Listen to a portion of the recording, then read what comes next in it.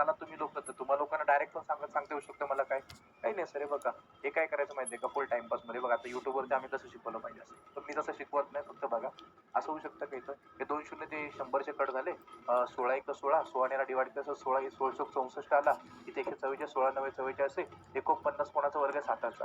ठीक आहे 2 सेकंदाची मेथड. पण बेटा हे चायनाचा माल आहे, चला तो चांद तक नाही तो शाम तक. कारण जर मी तुम्हाला इथे म्हणतोय व्याजाच्या दरा इतक्या वर्षासाठी, उद्या म्हटलं दुप्पट वर्षांसाठी, तर आपला कार्यक्रम होईल पेपरमध्ये तिथं. असे कुठं नाही करू नका प्लीज, रिक्वेस्ट. ठीक आहे नेक्स्ट पुढचा क्वेश्चन. चलो पार्ट बी, चक्रवाढ व्याज मध्ये येऊ, कंपाऊंड इंटरेस्ट मध्ये आपण येऊ आता. ठीक आहे चलो मग आता कंपाऊंड इंटरेस्ट मध्ये काय होईल ते एकदा बघा. बेसिक पहिले सांगून ठेवतो. कंपाऊंड इंटरेस्टचा फॉर्म्युला तुम्ही लोकांनी बघितला असेल जगाचं इकडं, की ज्यामध्ये सांगितलं गेलं की बाबा असं पी दिलाय त्या कंसामध्ये काहीतरी 1+1+r वगैरे, तसलं करणार नाही आपण. ते असलं करायचं नाही. हा फॉर्म्युला किचकट होऊ शकतो एखाद्या वेळेस.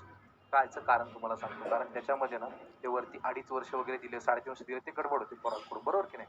तसं नाही करायचं. काय करायचं माहितीये का, याच्या मागचं जे 12वा पार्ट आपण बघितला होता लेक्चरचा माझा, कोणता, शेकडेवारीचा, मी त्या फॉर्म्युलाने जाणार. तो फॉर्म्युला काय होता माहितीये का, हे बघा असा फॉर्म्युला होता का, की नवीन किंमत, बघा लक्ष द्या सगळ्यांनी,